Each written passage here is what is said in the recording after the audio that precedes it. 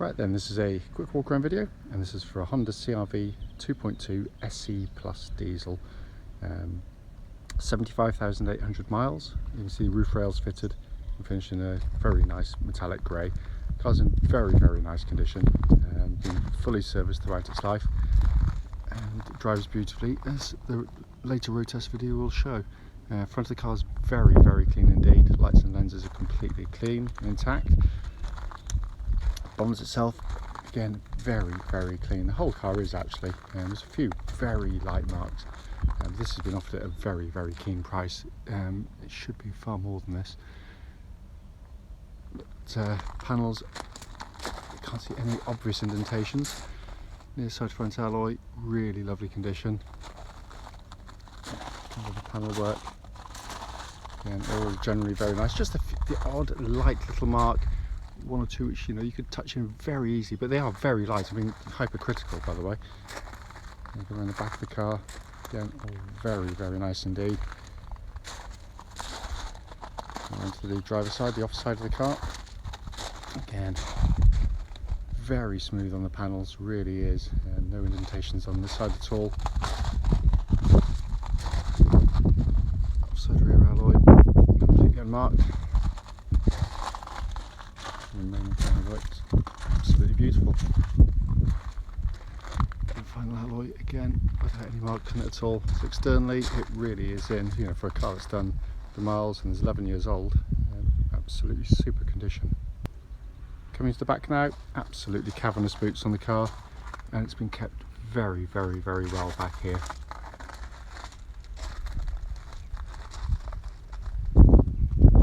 Coming to the back now, you've got these big wide opening rear doors. You can see they're virtually 90 degrees, which makes getting in and out really simple.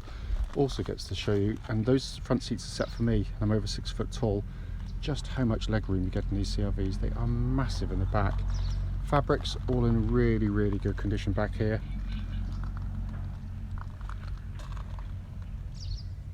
So coming to the front passenger side, again, door card like all those, very nice indeed. And passenger seat, again, all in very good condition as well. So come into the driver's side now, again, all very good indeed. Driver's seat again, all in really good condition. All fabrics, there's no tears or marks in there at all. So inside the car now, engine's running through this section, so the dash can be seen illuminated, and it is in beautiful condition in here, kept really well. The only obvious wear, this is very common on CR-Vs, just the gaiter on the leather gaiter on there, just at the top there. Just wears very slightly. You can buy them off eBay for next to nothing, or colour them in, do whatever you wish, but that's as it is basically. But it's been kept fabulously well in here. Just to show you, 75,807 miles. There are no warning lights recorded on showing on the car while the engine is running here. Just to quickly show you, owner's manual, pack and lock and wheel nut setup both here and present with the car. So finally, just to come under another beautifully presented engine bay, as is always the case with Honda. Fantastic engines, no DPFs, no cam belts, cam chain, and a really wonderful engine, more of which in the following road test video. Alright then, this is just a quick road test video, and this is for a Honda CR-V 2.2 SE Plus, registered FE09EWK, and with 75,801 miles on the clock.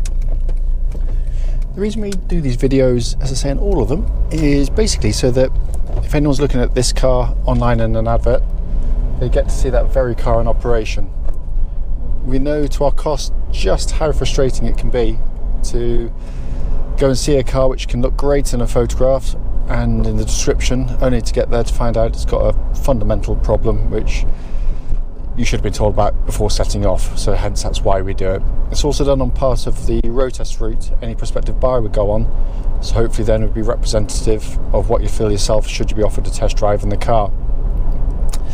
This particular vehicle has just come in and part exchange to us. They've just bought a much newer Honda CR-V, so very much fans of the product. Very local customers to ourselves, by the way, and very well known to us as well. Car's been beautifully looked after, as you know from the advert, with the service history attached to the vehicle, and has just gone through a current MOT. with no advisories at all. It drives absolutely beautifully, as they tend to do, but it's tight as a drum. Engine starts absolutely instantly and settles to an absolutely smooth, even idle. Temperature gauge I'll say let you know in a bit, because I've only just started the car from cold, as I like to do at the start of the videos. But the engines are fabulous units. At low speeds, at low revs, even Honda can't hide the fact that it's a diesel. But at speeds like this, it's so smooth and quiet, the engine, and got a real punch to it, which has got through the entire rev range of the car, by the way. It's not one of these diesels where it gives you nothing, then loads, then drops away. It just gives you a really lovely linear power delivery, but sounds so undiesel-like and sweet in nature when it's revving. It's a really, really fabulous engine. They are cam chain driven, no cam belts to worry about, and this is a vintage car that doesn't use DPF filters either, which is a very good thing in my personal opinion. But there we go. Engine then feeds through clutch and into gearbox. Clutch on the car is absolutely perfect. Bike points exactly where it's meant to be, and then pedal travel is nice and smooth in operation. Gearbox, which is absolutely brilliant on the CR-Vs.